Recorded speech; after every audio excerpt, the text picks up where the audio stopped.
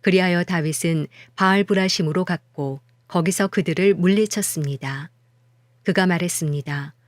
여호와께서 내 앞에서 봇물 터뜨리듯 내 원수들을 치셨다. 이렇게 해서 그곳을 바알브라심이라고 불렀습니다.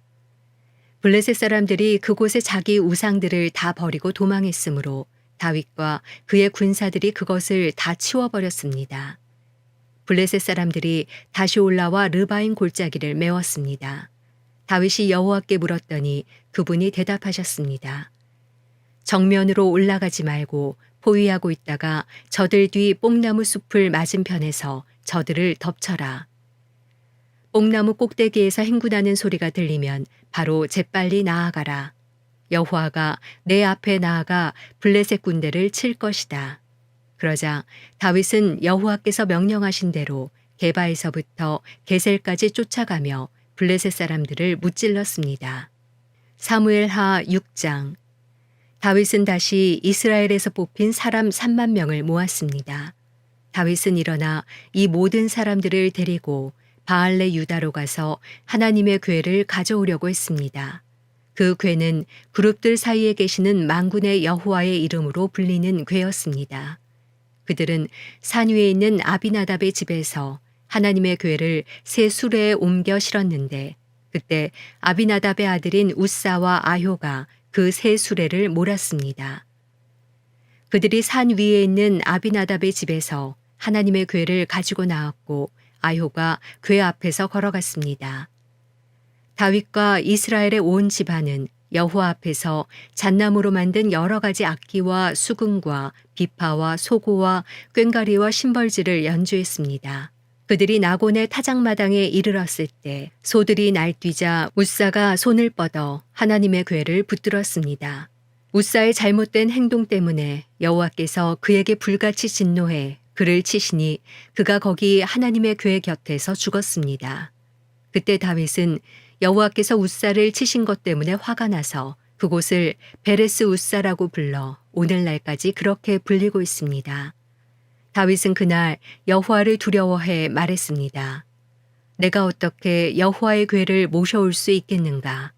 그는 여호와의 궤를 자기가 있는 다윗성으로 모셔오려 하지 않았습니다.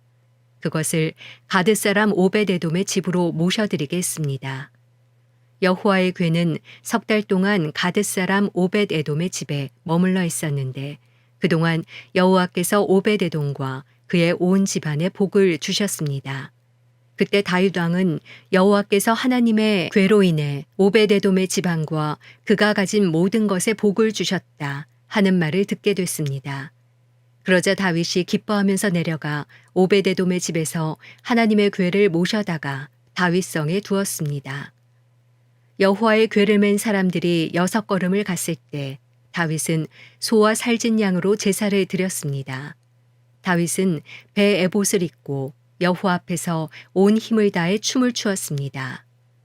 다윗과 이스라엘의 온 집들이 나팔을 불고 환호하며 여호와의 궤를 모셔왔습니다. 여호와의 궤가 다윗성에 들어올 때 사울의 딸 미갈이 창문으로 내다보고 있었습니다. 미갈은 다윗 왕이 여호와 앞에서 껑충껑충 뛰며 춤추는 것을 보고 마음속으로 비웃었습니다. 여호와의 궤를 모셔다가 다윗이 세워둔 장막 가운데 미리 준비해 놓은 자리에 두고 다윗은 여호와 앞에 번제와 화목제를 드렸습니다. 다윗은 번제와 화목제를 드리고 난 뒤 전능하신 여호와의 이름으로 백성들을 축복했습니다. 그리고 남녀를 가리지 않고 온 이스라엘 사람들에게 각각 빵 한 덩이와 고기 한 조각과 건포도 빵 한 덩이씩을 주었습니다. 그 후 백성들은 모두 각각 자기 집으로 돌아갔습니다. 다윗이 자기 가족을 축복하려고 집에 돌아왔습니다. 그때 사울의 딸 미갈이 나와 다윗을 맞으며 말했습니다. 오늘 이스라엘의 왕이 정말 볼만하시더군요. 신하의 계집종들 앞에서 몸을 드러내시다니요. 다윗이 미갈에게 말했습니다. 나는 하나님 앞에서 그렇게 춤춘 것이요. 그분이 당신 아버지와 당신 집안 대신 나를 선택해 여호와의 백성 이스라엘의 통치자로 세우셨으니 나는 언제든 여호와 앞에서 기뻐 뛸 것이요. 내가 이것보다 더욱 채통 없이 행동에 스스로 낮아져도 당신이 말한 그 계집종들은 나를 우러러 볼 것이오.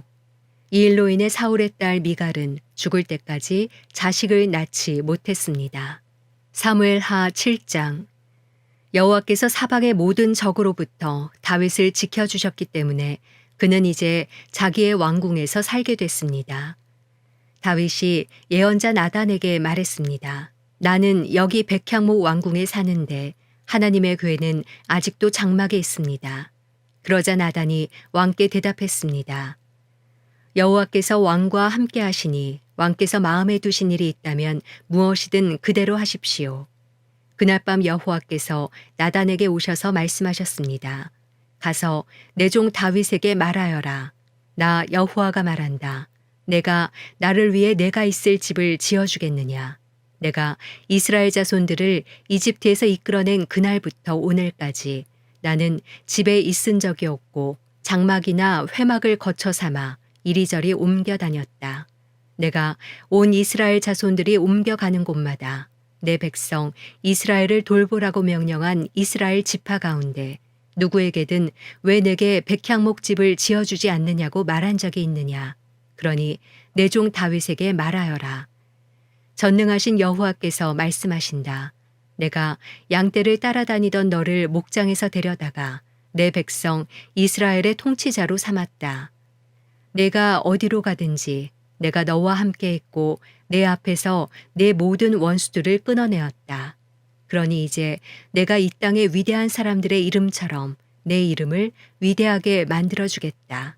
그리고 내 백성 이스라엘을 위해 한 곳을 정해 그들의 뿌리박을 터전을 주고 그들이 다시는 옮겨 다니지 않도록 할 것이다. 또한 전처럼 악한 사람들이 그들을 더 이상 해치지 못하게 하며 내가 사사들을 세워 이스라엘을 다스리게 했던 때와는 같지 않게 할 것이다. 내가 또 너를 내 모든 원수들로부터 구해내어 평안하게 할 것이다. 나 여호와가 직접 너를 위해 왕조를 세울 것을 선포한다. 내 날들이 끝나고 내가 내 조상들과 함께 잠들 때 내가 내 몸에서 나올 내 자손을 일으켜 내 뒤를 잇게 하고 내가 그의 나라를 든든히 세울 것이다. 그가 내 이름을 위해 집을 세울 것이고 나는 그 나라의 보좌를 영원히 세워줄 것이다. 나는 그의 아버지가 되고 그는 내 아들이 될 것이다. 그가 잘못을 저지르면 사람이라는 막대기와 인생이라는 채찍으로 그를 징계할 것이다. 그러나 내 사랑은 결코 그를 떠나지 않을 것이다. 내가 내 앞에서 없앤 사울에게서 내 사랑을 거둔 것처럼 하지는 않을 것이다. 내 집과 내 나라가 내 앞에서 영원히 계속될 것이며 내 보좌가 영원히 서 있을 것이다. 나단은 이 모든 계시의 말씀을 다윗에게 그대로 전했습니다. 그러자 다윗 왕이 성막으로 들어가 여호와 앞에 앉아 기도했습니다. 주 여호와여, 제가 누구이며 제 집안이 무엇이기에 저를 이 자리까지 오르게 하셨습니까? 주 여호와여, 주께서는 이것도 부족하게 여기시고 주의 종의 집 미래에 대해서도 말씀해 주셨습니다. 주 여호와여, 이것이 주께서 사람을 대하시는 방법입니까? 주 여호와께서 주의 종을 아시니 이 다윗이 주께 무슨 말을 더하겠습니까? 주의 뜻에 따라 주의 말씀으로 이 모든 위대한 일을 하셨고 주의 종에게 알려주셨습니다. 주 여호와여, 주께서는 얼마나 위대하신지요. 주 같은 분이 없고 주 외에는 하나님이 없습니다. 주의 백성 이스라엘과 같은 민족이 어디 있습니까? 하나님께서 직접 가셔서 이스라엘을 구원해 주의 백성으로 삼으시고 주의 이름을 드러내셨습니다. 이집트와 여러 민족과 그 신들에게서 구해내신 주의 백성들 앞에서 주의 땅을 위해 크고 놀라운 일들을 하셨으니 이런 민족이 이 세상에 또 있겠습니까? 주여, 주께서 주의 백성 이스라엘을 영원히 주의 백성으로 삼으셨으니 주께서 그들의 하나님이 되셨습니다. 주 하나님이시여, 그러니 이제 주의 종과 종의 집에 대해 약속하신 말씀이 영원히 변하지 않게 해주십시오. 사람들이 주의 이름을 영원히 높이며 만군의 여호와는 이스라엘을 다스리시는 하나님이시다 라고 말하게 해주십시오. 그리고 주의 종 다윗의 집이 주 앞에 세워지게 해주십시오.